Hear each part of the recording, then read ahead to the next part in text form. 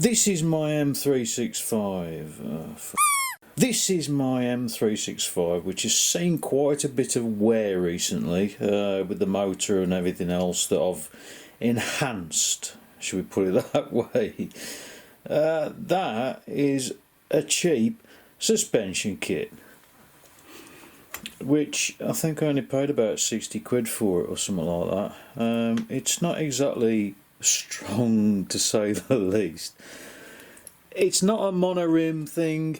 It's not going to be as strong. It's cheap. It's cheerful, and I hope it works. If it doesn't, I'm going to die, because if that collapses on the front, I'm going straight over the front.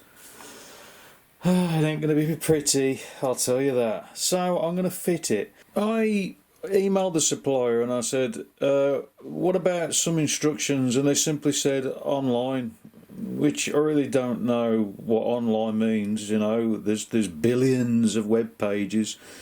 Anyway, I found some instructions on YouTube, although they don't look very helpful. They could have been more helpful, the tossers, but you know, it's cheap, it's cheerful, it's gonna work perfectly.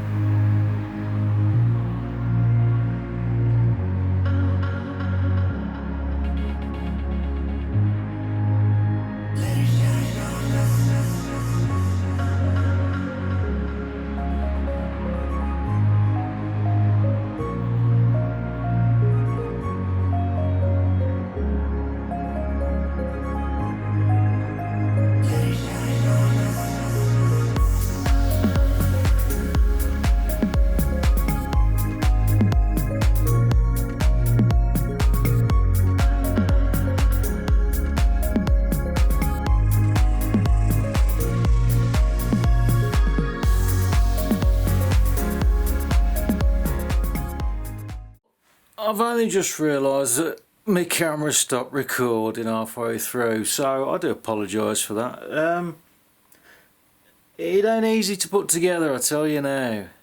What you have to do, this inner race here, this what's it? I don't even know what it's called. Someone's going to tell me. This bit here doesn't actually come off this original piece, but underneath that there's actually a small collar that goes on the inside of the race.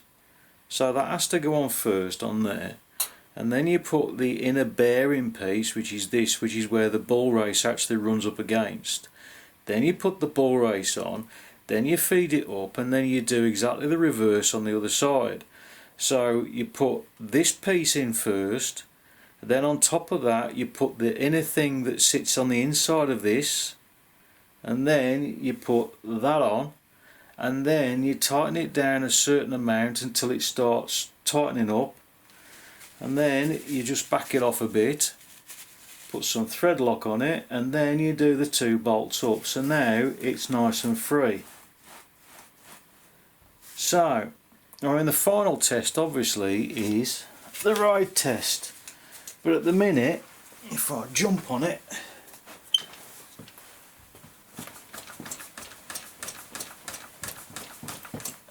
it don't give much,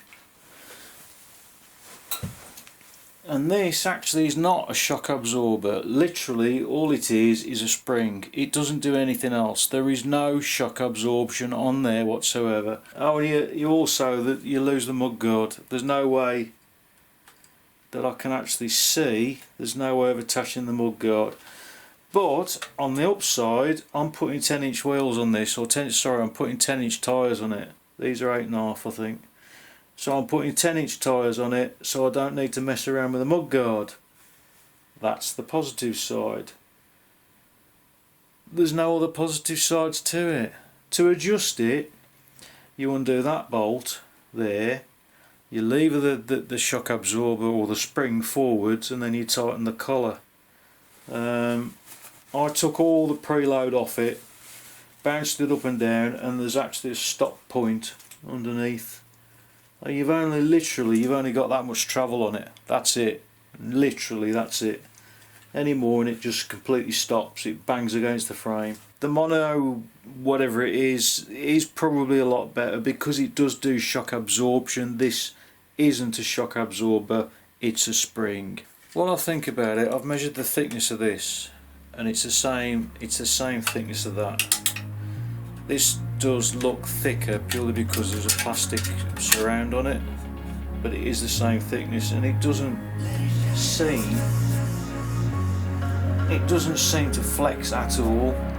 There's no play in it, there's no nothing in it. Now I've got it right. There's nothing binding on it, so we're going to go and try it now.